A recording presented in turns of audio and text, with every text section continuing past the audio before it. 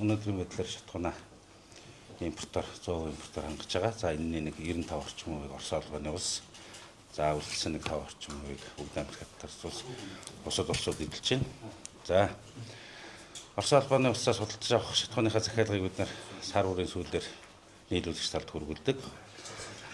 2025 оны 11-р сард Орос улбаны улсын Орос нефть компаниас 58 мянган тонн А2 авто бензин, 1.16 мянган тонн А95 авто бензин, 75.8 мянган тонн дизель түлш. За Газпром нефть компаниас 5 мянган тонн А2 бензин, 10 мянган тонн дизель түлш, нефть сервис компаниас 20 мянган тонн дизель түлш, Бүгд Америкт улсын Петрожан Интернэшнл компаниас 6.5 мянган тонн А2 бензин, 10 мянган тонн дизель түлш худалдаа авахар захиалга хургуулсан байгаа. За нийтдээ А92 бензиний захиалга маань 69,300 тонн. За дизельчний захиалга маань 115,800, 95-ын захиалга 1600. За нийтдээ 186,700 тонн одоо шатхуу худалдаа авахар захиалжээ.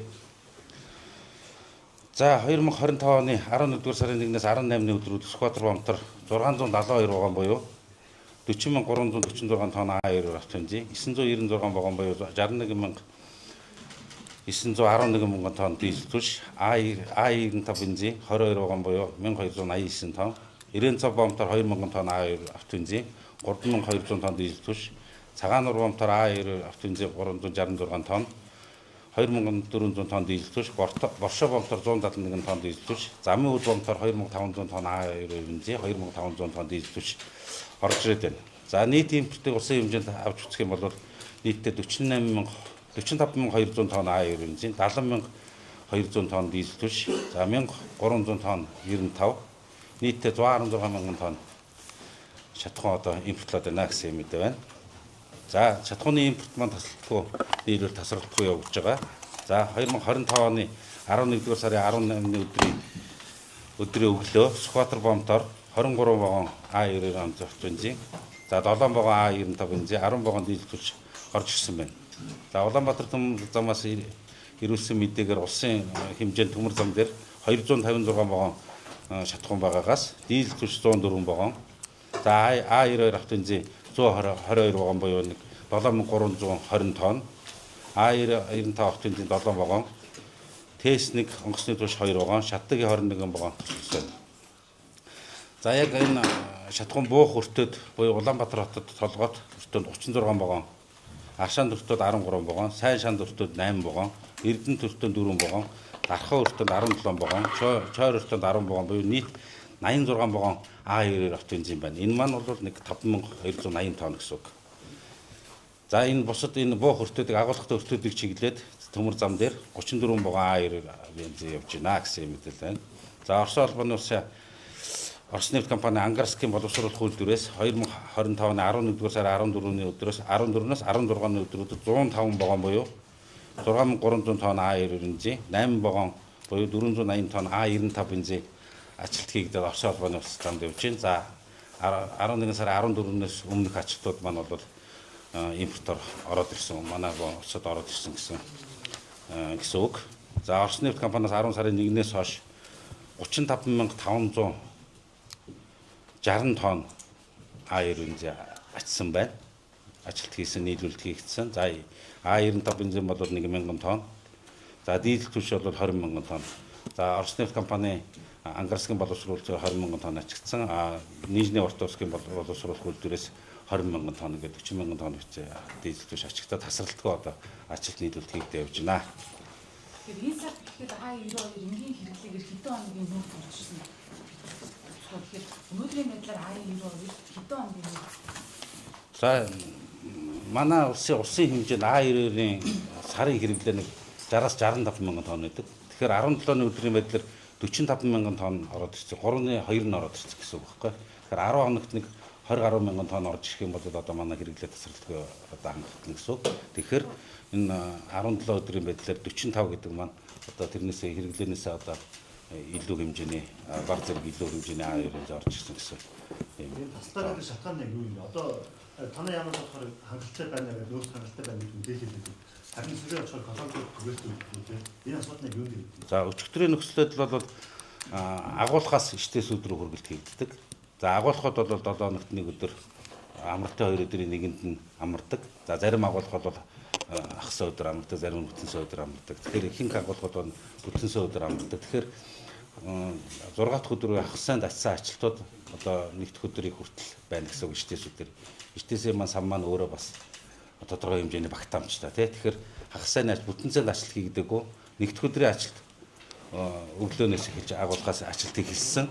Тэгээд нөгөө замын нөгөө дүрм журамтай холбоотойгоор аюулгүй ачаа өдрийн төвжирэлтэй холбоотойгоор өдрийн цагаар төвлөлт хийгдэг учраас агуулгаас ачигдсан ачлтууд манай орой 9 цагаас хойш гарч байгаа гэсэн.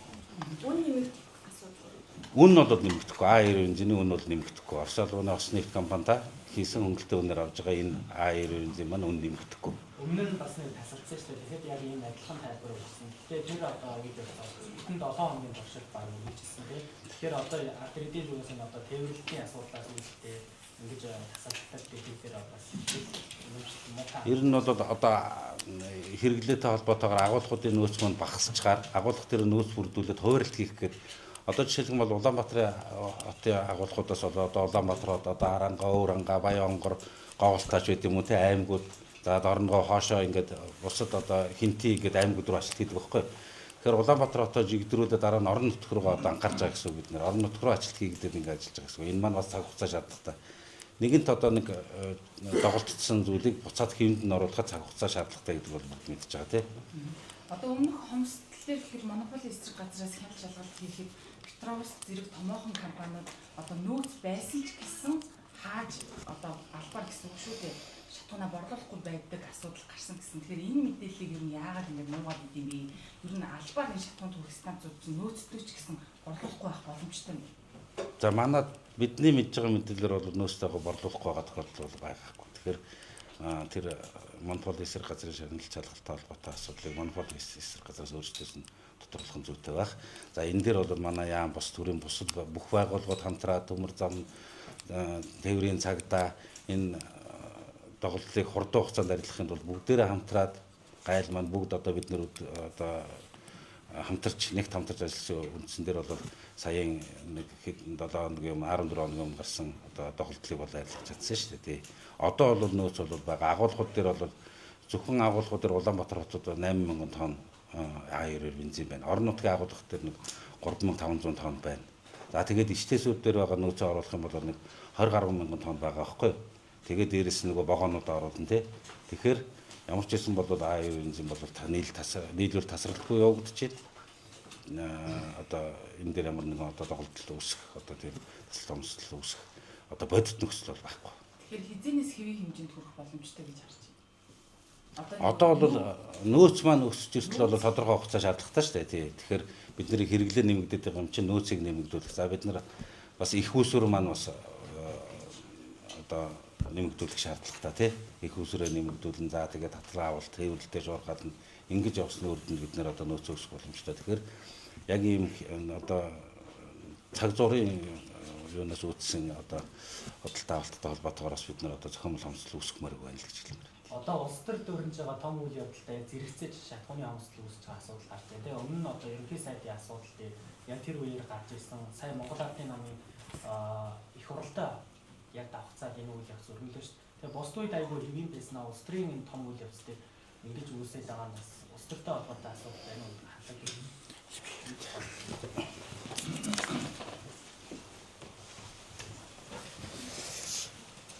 За. Ер нь бол ингээд нийт иргэдтэй бас сандаад хэлэхэд тодорхой хэмжээний өмнөх хомсдлын үүссэн гэдэг нөхцөл байдлын талаар бол маш тодорхой зүйлүүдийг хэлсэн, нэлээд их сайн одоо ойлголттой болсон байхаа гэж найдаж байна. Тэгэхээр ямар асуудал байгаа юм гэхээр яг сая ингээд тодорхой хэмжээний өмнөх одоо монополийн эсрэг газрын гаргасан одоо акт дүгнэлт нь бол хэдхэн цөөхөн компани хоорондоо одоо өгсөн хөвөлдөж үнэ тогтмол үнээр одоо нэгэн зэрэг нэмэгдүүлсэн байна гэдэг ийм одоо зүйл гаргаж өнөөдөр ингээд энэ асуудлын шүүхтээр явж байгаа. Тэгэхээр энэ улс төрийн нөхцөл байдалтай одоо уялдуулаад тодорхой хэмжээний үн нэмэгддэг, хомсдол үүсгдэг гэдэг ийм зүйл Монгол улсын одоо үеийн үед л тодорхой хэмжээнд яригдаад ингээд явдаг. Тэгээ бид нар яах юм? Нийт одоо 3.8 сая иргэн аюулгүй найдвартай байдлаа хангаж амьдрах ёстой. хэдхэн компани асуудлаас болоод ингээд улс төрийн докторгүй байдаг. Ингээд иргэдэн бухимдалтай өдөр шөнөгүй гадаа очрлоо суугаад байдаг ийм асуудал ингээд хин нэгэн цөөхөн компаниар өдөрдөгдөөд явах юм. Ийм зүйл байж болохгүй. Тийм учраас Монгол улс бол энэ доктортой байдлыг хангахын тулд нэгд боловсруулах үйлдвэр буюу газрын засаг боловсруулах үйлдвэрийг маш богино хугацаанд одоо барьж байгуулах ёстой гэдэг ийм одоо зорилтыг тавиад явж байна. 2027 оны төгсгөл 2028 оны эхлэлдэр энэ том бүтээн байгуулалтын ажил учраас яг тэдэн сарын тэдний өдөр ашиглалтанд орно гэж ингэж хэлэхэд бас тодорхой цаг хугацаа шаарддаг учраас 2028 оны эхний улиралд ашиглалтанд оруулна гэдэг ийм зорилттой явж байна. Сүүлийн үед бол одоо ажил эрчимтэй явж байгаа учраас бас 2027 оны төгсгөлдөө оруулах юмсан гэдэг. За энэ маань одоо тодорхой хэмжээний Монгол Улсын газрын засгийн бүтээгдэхүүнийхээ 70%-ийг хангах юм нөхцөл байдал бүрдэнэ. Оросын холбооны улстай энэ найрсаг хамтын ажиллагааг хөгжүүлж мөн одоо урд хөршүүлэх бүгд найрамд хятад ард улсаас бүтээгдэхүүнээ тогтмол авах асуудлууд бол яригдсаар л байна. Явсаар л байна. Тийм учраас Оросын холбооны улсаас түрүүний хэлсэн 705 одоо ам доллараар А92 бүтээгдэхүүнээ бол тогтмол авна гэдэг энэ гэрээ хэлцэл баталгаажаад явсан учраас үн нэмэгдэх нөхцөл байхгүй. Хоёр дахь зүйл нь бол энэ савны одоо багтаамжийг нэмэгдүүлэх, шинээр агуулгах барих эсвэл одоо агуулгах дотроо бүтээгдэхүүнээ сав барихт нь дэмжлэг үзүүлэх зорилготой Монгол Улсын засгийн газар их хурал сая төсөв багтаагаад асуудлаа шийдвэрлэсэн. За мөн одоо бүгд найрамд хятад ард улсаас бүтээгдэхүүнээ тогтмол авах гэрээ хэлцээрүүдийг хийгээд ингээд явж. Тэгэхээр бид хүн энэ ард иргэдийнхээ аюулгүй найдвартай байдал улс орны батлан хамгаалах энэ стратегийн бүтээгдэхүүний доктортой найдвартай байдлыг хангахын тулд энэ цог зарах хэмжээнүүд авч байгаа. Хэрэглээгээ цаашид улам илүү нэмэгдүүлэхгүй байх бодлогын ажлууд, нөөцөө зөв хуваарлдаг бодлогын ажлууд, энэ доктортой байх одоо энэ дээр нь одоо бид хүн энэ асуудлыг шийдэгдээд явах юм бол дараа нь бид нар чанар руу орох хэрэгтэй. Энэ чанарын асуудал дээр бол гол асуудлууд бас байгаа шүү дээ. Бид хүн евро 2 төрлийн бүтээгдэхүүнийг хэрэглээд ингээд ард иргэдийнхээ амьдрал өөрөө жоохон төвөгтэй хэцүү байгаа учраас үн нэмэхгүй байх гэдэг бодлогын алхмуудыг ингээд аваад ингээд тулцсан асуудлууд хийгээ яваад байгаа. Жоохон одоо импорт нэмэгдээд хангамжмаа сайжраад ард иргэдийн энэ эдийн засгийн нөхцөл байдал сайжрах юм бол евро 5 стандартынхаа бүтээгдэхүүнийг түлхүү хэрэгэлдэг. Тэ? Энэ үн одоо харьцангуй бас боломжийн нөхцөл байдал дээр зах зээл рүү шилжүүлэх гэдэг ийм одоо бодлогын ажлууд бол үе шаттайгаар хийгдээд явна. Тэгээ өнөөдрийн нөхцөл байдал дээр харьцангуй одоо энэ Оросын холбооны улсын дайны нөхцөл байдалтай холбогдуулаад тодорхой хэмжээнд одоо нийлүүлэлт маань сая бас тодорхой хэмжээнд багассан та бүхэн мэдж байгаа. Тэгээ энэ үед дээр нь одоо үн нэмэх юм нөхцөл байдал үүсэх юм бол бас хэцүү шүү дээ. Ард иргэдийн маань амьдрал ямар байгаа вэ? Тийм учраас тодорхой хэмжээнд энэ бодлогын ажлуудыг хийгээд нөөцөө өсгөөд ингээд энэ эдийн засгтайгаа уялдуулаад үнийг чөлөөтэй болгоод улсын хувьд стратегийн энэ нөөцөө бүрдүүлээд ингээд явах юм бол бид хүн цаашд бол энэ доктортой үнэтэй тий мөн одоо хангамжмаа тасалдахгүй байх юм нөхцлүүд бүрднэ гэдэг бас зориуд таа хүн хэлхийг хүсэж байна. Тас орж ирж байгаа А92 шатхан хэдэн төгрөгийн зөрүүтэй би 200-300 төгрөгийн зөрүүтэй гэж сонссон. Тэгэхээр хоёрдугаар нь одоо бас орон нутгуудаар нөхцөл байдал нэлийн хүнд байна талаар цацрууд хэлсэн байна. Тэгэхээр орон нутгийн түгээлд одоо нөөцийг хэвийн байлгахад хэрхэн анхаарч байна? За Улаанбаатар хот маань бас тодорхой хэмжээнд илүү нөгөө олон хүн амьдарч орсон тогтнож байгаа гэдэг үүднээсээ доголдол үүссэнтэй холбогдлолтой илүү анхаарал одоо хандуулсныг та бүхэн одоо нэг үгүй хэлэхэд мэдж байгаа. Тэгээд орон нутагт өвгөнийг дагаад бас тодорхой хэмжээнд үргэлжилсэн учраас доголдолтууд бий болсон. За хангамж өнөөдрийн байдлаар одоо сайжирч байгаатай холбогдлолтойгоор орон нутгуудаа одоо бас доголдлыг арилгах гад бүх түгээлтүүдийг хийгээ явж байна. За ер нь бол өнгөрсөн одоо өнөөдөр үүссэн нөхцөл байдал урьдчилан одоо тодорхой хэмжээний очрог үүслээр дээр хэлэхэд түрүүн бас тайлбар хэлсэн тийм. Хангалт бол тасралтгүй сайжраад явж байгаа. Хагас бүтэн сайнд ер нь бас нэг уужрна гэдэг шиг бас тодорхой хэмжээний энэ агуулгууд маань очрод ороод багассантай холбогдлолтой. Хагас бүтэн сайнд сая нэг тодорхой хэмжээнд одоо хомсдол үүслэхэд өдөр шөнөгүй ажиллалаа шүү дээ. За мөн одоо хангалтыг нэмэгдүүлэхийн тулд энэ тээврийн цагдаагийн албатай хамтраад аюултай одоо ачааг өдрийн цагаар тээвэрлэлтийг одоо хийсэн. Энэ өөрөө нэг аюулгүй одоо байдлаа хангахад их төвөгтэй байхгүй. Тэгээ нэг нь тодорхой хэмжээний одоо асуудал зөөлрсөн, хангалт сайжирсан учраас өмнөх одоо байдлаараа одоо хангалтаа хийгээ явъя гэхээр энэ дээр одоо очир дугаар үүссэн ийм нөхцөл байдал үүссэн. Тэгээд өнөөдөр тээврийн цагдаагийн албаныхан бас өдрийн цагаар хангалттай хийе гэдэг ингээд явж байна. Тэгээд төрөний даваа хоёр дараагийн хэлсэн одоо би төхөн нэг өдөртөө нэг 50-60 вагон хүлээгээд авахд ийм хангалттай нөөцийг бүрдүүлдэг байсан бол өнөөдөр 120 вагоныг одоо би төхөн хүлээгээ аваа гэж шүү дээ. Энэ бол зөвхөн өнөөдрийн асуудал ш. Сүүлийн одоо 7 хоног тасралтгүй нийлүүлэх гэж байгаа мэдээ. Манай одоо Ажилтны Эрсвэлгийн яамны одоо вебсайт дээр бол байнгын мэдээлэлийг өгөө явж байгаа. Тэгэхээр ингээд энэ доголдол арилаад нөөц бий болох одоо хөрс сүрэн тавигдаа явж байгаа учраас энэ зүйлүүд бол орон нутг руу хангалттай сайжирна. За зүүн бүсдэр бол 90 цаваар одоо бүтээгдэхүүн орж ирэх нь одоо бага байсан бол 90 цаваар орж ирэх бүтээгдэхүүний тоо хэмжээ нэмэгдсэн. Тэгэхээр зүүн бүсдэр бол одоо ингээд доголдол арилаад эхэлнэ. А баруун бүсдэр угийн Евро 5 автобензин одоо дизель түвшиг хэрэглэгдэхтэй холбогдлолтой тэрээд одоо худалдааны компаниудаар дамжуулан энэ нийлүүлэлтийг хийдэг гэсэн бол энэ дээр тодорхой хэмжээний асуудал үүссэн өмнөх мэдээллүүдээр бол та бүхэнд хүргэсэн. Төвийн бүсээс одоо хангалтыг одоо дийлэнхээр хийгээ явж байгаа. Тэгэхээр энэ бол хангалтууд одоо удахгүй ингээд орон нутагч гэсэн асуудал болоод явна гэдгийг бас та бүхэндээ хэлье. За нэмэлт асуулт байна. Үнийн асуудал дээр хятадаар орж ирсэн үнийн асуудал дээр хэлэхэд бол $160 дунджаар бол $160 одоо зөрүүтэй. За 11 сард бол 15,500 тонн бүтээгдэхүүн авна гэдэг энэ одоо хилцлийг хийгээд бүтээгдэхүүнүүд нь эхнээсээ ороод ирсэн гэдгийг та бүхэн мэдж байгаа.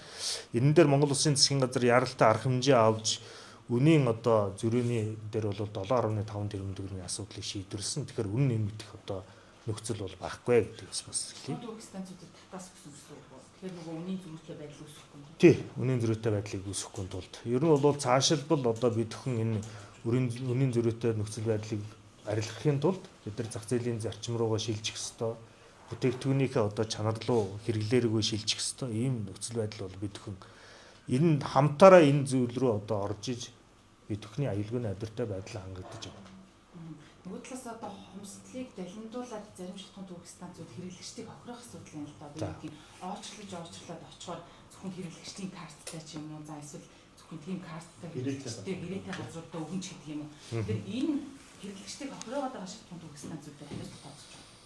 За ер нь ингээд одоо төр өөрөө хатуу арга хэмжээ аваад юмд оролцоод байхаар өөрөө нөгөө талдаа сөрөг үр дагаврыг бий болгодог. Жишээлбэл түрүүний хэлсэн одоо 45 тэрбум орчим төгрөгийн торгуул одоо энэ газрын засны бүтээгдэхүүн импортлагч худалдаа эрхлэгч компаниуд дээр үүссэн одоо шүүхийн асуудал үүсэж явж байгаа.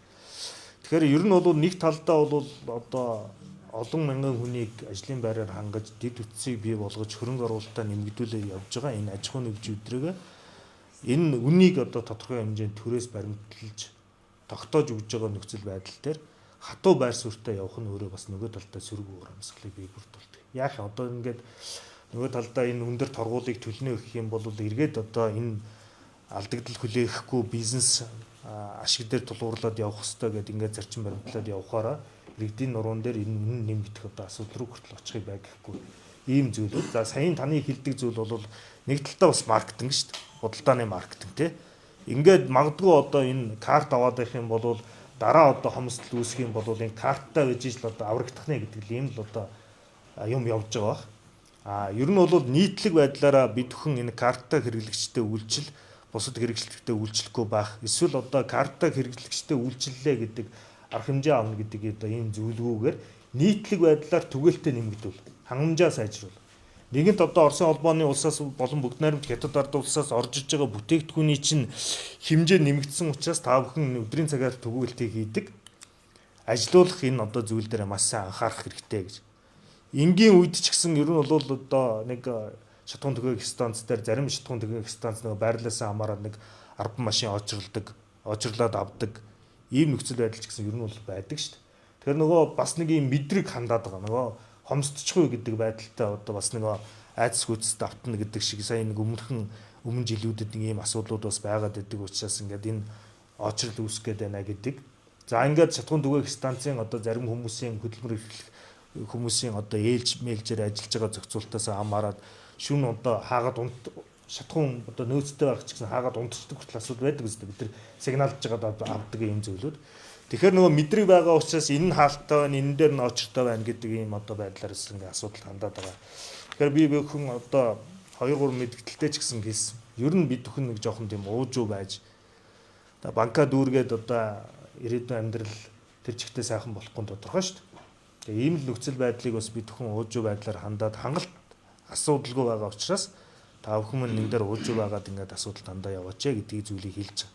Тэгээ энийг одоо мушгин гуйвуулж буруугаар ойлгуулад ингээд бид бүхэн л одоо авах гээд байгаа юм шүү гэдэг энэ өөнтгч байдлаар хандж байгаа зүйл нь бид нар монголчууд цөөхөл гинэ. Хамтдаа энэ жижиг асуудлуудыг даван гардаг ийм амь ихтэй байх хэвээр асуудал шүү дээ. Тэгэхээр ахаа хэлий үн доктортой байна. Нөөц хангалттай байна. Тэгэхээр энэ одоо зохион байгуулалтын асуудал дээр байнгын нөгөө татан авалтаа хийгээ явж исэн бол нэг төрдөө жоохон хагас бүтэн сайн гэд агуулгууд ажиллахгүй. Тэгээ бүтээгтүүнээ одоо татан авалтаа жоохон багасгасан орон нутг руугаа ялангуяа одоо анхаарал хандуулсан нэг ийм зүйлүүдийг одоо бид бүхэн бас арилгаад явнаа. Саяын өнгөрсөн хугацаанд бол одоо төрийн албан агчид хөрсөн дээр бууж ажиллахгүй байна гэдэг зүйлүүд бас ингээд яриа шүмжлээд байдаг шүү дээ. Төрийн албан агчид мөн бүгд шатхуун түгээх станц дээр хүртэл одоо очиод өдөр шөнөгүй хамтдаа ажиллалаа шүү дээ. Тэгээ ингэж одоо ажил хийж даван туулдаг амьдрал гэж юу бахав тий. Тэгэхээр энэ хэвэн болоод явнаа гэдэг зүйл. Жог урт яриад байгаа шиг нөр юу.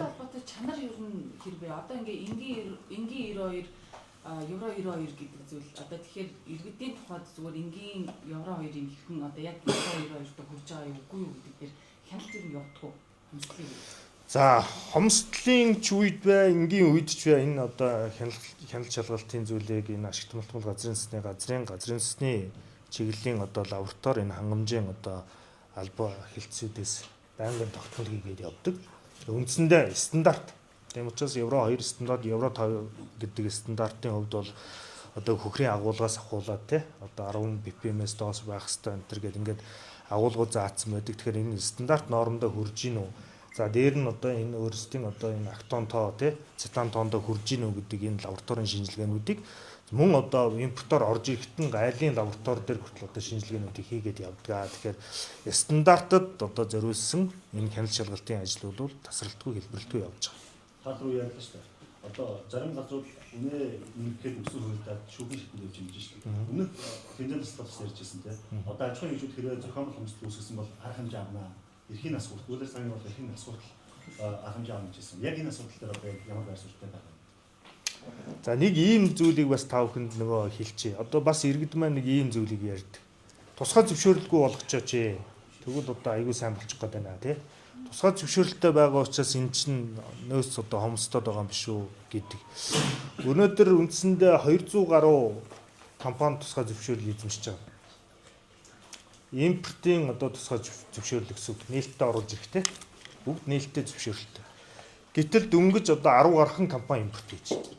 Тэгэхээр энэ өөрөө юу илэрхийлж байна гэхээр өөрөө энэ бүтээгдэхүүний маань одоо үн өртгөөс ахуулаад энэ логистикийн асуудал уцаагаад оруулж ирлээ гэдээ одоо борлуулагч хэрэглэгч өөрөө энэ ялангуяа шатхуун түгээх станцаараа дамжуулдаг. За хэдэн уурхаа руу одоо өгдөг ийм одоо үндсэн сүлжээн шүү дээ. Тэгэхээр зөвшөөрөлтөй байлаа гэд хүснээрээ юу гэдэг тэр гадаад компаниудтай гэрээ контракт хийгээд их хэмжээгээр оруулж ирээд зарлж борлуулах нөхцөл нь өөрөө энэ дид үтсээр хязгаарлагдаж байгаа. Авахын тухайд бол одоо үндсэндээ энэ зөвшөөрлийн тухай хуулийн дагуу ч гэсэн бүрдүүлбэрээ хангаал авахд бол хинч одоо нээлттэй ийм нөхцөл байдалтай байгаа шүү дээ. Тэгэхээр энэ тусгай зөвшөөрөл дээр бол асуудал байхгүй байгаамаа гэдгийг бас нэгдүгээрт нь тайлбарч. Хоёрдугаарт нь энэ түрүүний хэлдэг энэ цөөхөн компаниуд өөрсдийнхөө энэ үйл ажиллагааны одоо та бүхэн бүгдээрээ мэдж байгаа. Ажлах хүчний зардал нэмэгдэж байна. Тог цахилгааны үн нэмэгдэж байна. За тодорхой хэмжээний нөгөө өмнөх одоо үн шилжилттэй холбогдлолтой валютын одоо ханш өндөр болсон. Одоо ажиллах хүчин Монгол улсад ажиллах хүчний хомсдолтой болцсон хүмүүсийн одоо цалин мөнлөө болвол аль болохоор одоо өндөр байж компани доктортой засаглалаа хангаж явах гэдэг ийм нөхцөл байдлууд хүртэл бий болсон. Тэгэхээр үндсэндээ ингээд олон жил одоо үн бариад явна гэдэг чинь өөрөө нөгөө зах зээлээ татан унгаадаг ийм нөхцөл байдал байгаа байхгүй. Тэгэхээр гендеч ви гондоч ви гэдэг чинь бид бүхэн энэ компаниудыг бол нийгмийн хариуцлагатай байна. Асуудлаа тодорхой хэмжээнд ярилцаад шийдвэрлэл төр засгийн зүгээс дэмжлэгүүдийг бол тасралтгүй үзүүлээд явна гэдэг хоорондын уялдаа холбоог хангана гэдэг зүйлүүдийг маш сайн ярьж байгаа. Гэхдээ компаниуд маань бас асуудлуудаа үе үед л ярьдаг. Бид бүхэн одоо алдагдaltaй ажиллаад байна гэдэг ийм одоо зүйлүүдийг ярьдаг ийм л юм байгаа. Тэгээд нөгөө яг хуулийнхаа дагуу тэр нөгөө хуулийн байгууллагууд нь тогтоно шүү дээ. яг одоо өгсөн хуульдаад байгаа гэдэг зүйлийг юугаар тодорхойлоод явж байгаа. Нөгөө зэрэг үнэ нэмж байгаа, ижил нэмж байгаа, нэг цаг үед нэмж байгаа гэдэг ингээд асуудлууд байгаа даа шүү дээ. Тэгэхээр энэнийг бол холбогдох тэр хууль шүүхийн байгууллагууд нь тогтоогоод ингээд явна. Бид бүхэн бол энэ одоо аж ахуй нэгжүүдтэйгээ бол нэгт уялдаа холбоотой л одоо өдөр шөнөгүй ингээд ажлын хэсэг байгуулсан хамтрал захирлууд нь одоо шийдвэр гаргагч хүмүүс нь болон гүйцэтгэгч хүмүүс нь оролцоод ингээд ажиллаж байгаа. Одоо би цааш дахиж ийм хомсдол үүсэх эрсдэл байгаа юу? Тэгээд энэ дээр одоо ямар зохицуултыг бий гэж бодож байна? Жишээ нь одоо шатхуун информационч компаниудын тээвэрлтийг өдрөөр нь ингээд сүйжүүлдэг ч юм уу энэ зохицуултуудыг хийх үүсээ. Одоо банктэй найзлалтай яадаг хэрэгээр үүсгэж. За тэгээд одоо агуулгуудаа бол хагас бүтэн сайнд ажиллаж хангамжаа сайжруулаач. За мөн одоо сая энгийн горим руу шилжчихсэн байсан бол одоо эргээд ингээд нөгөө нийтийн тээврийн цагдаагийн газартай хамтарч ажиллаад өдрийн цагаар одоо түгээлтүүдийг хийгээч гэдэг энэ зүйл рүү бас орж байна. Тэгэхээр эн чинь нөгөө нэг аюултай ачаа тээвэрлэлтийн одоо асуудал. Тийм учраас аль болохоор бидхэн энийг бачуурж яарж одоо очрлсныхаа үр дүнд аюултай ачаагаа одоо бас тээвэрлэлтүүдийг хийж том осол аваар гаргахчвал одоо эмгэлэлтэй зүйл болно шүү дээ. Тийм учраас талдалдаа бидхэн бол маш сайн хариуцлагатай ажиллаж байгаа. Юуны нийслэлийн хэмжээнд бол энэ нөгөө цагдаагийн камерын хяналтын систем дээр бол манай хүмүүс байнга ажиллаж энэ одоо шатхуун дүгэх станц нь ажиллахгүй байна. Энэ дээр очир үүсээд байна. Тийм учраас ачааллыг жиг туваарлаач гэдэг. Тэгэхээр энэ бол дандаа механик арга шүү дээ. Ингэж бол одоо ажил амьдрал явна гэж байхгүй учраас том тогтолцооны болон хангалтын тэр түрүүний хэлсэн нөөцөө нэмэгдүүлэх шаардлагатай их усруудын тоог нэмэгдүүлэх доктортой одоо үнээр авах. Ихэд нөгөө боловсруулах үйлдвэрийн ашиглалтанд оруулах одоо хэрэгцээг улам их нэмэгдүүлэхгүй байхтай холбогдлолтой нөгөө эрчим хүчний цахилгаан автомашин хэрэглэхээс ахуулаа тий.